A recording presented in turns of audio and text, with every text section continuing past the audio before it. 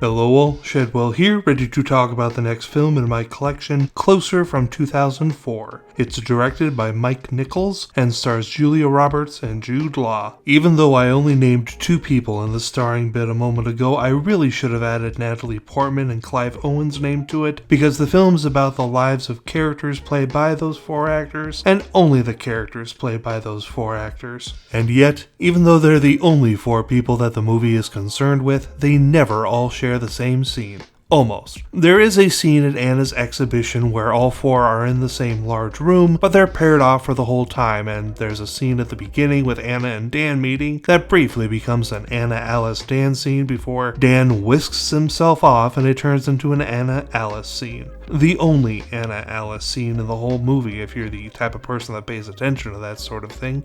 Therefore, I'd say roughly 99% of this movie is just 2 people scenes, and damn are they intense. This was originally a stage play, and the screenplay is penned by the same author that wrote the stage play. My favorite scene has got to be a tie between the scene where Larry and Anna break up, and the scene where Dan is pretending to be a woman online, chatting with an unsuspecting Larry. I love the scene between Larry and Anna because it is a heated, potent scene with language between the two that makes even me blush. As for the scene between Dan and Larry, it's just a funny premise that gets more and more ridiculous as the scene plays out. Clive Owen and Natalie Portman were both nominated for Best Supporting Acting Oscars that year, and man oh man did they deserve those nominations. Clive Owen is an incredible roller coaster of a man in this film as Larry, and Natalie Portman's Alice is enigma incarnate. For anyone that loves this movie, I gotta say I see the appeal. It's a very well written and well acted film, deftly composed by director Mike Nichols. And while we're talking composing, other than some songs, there isn't technically a composer for this film,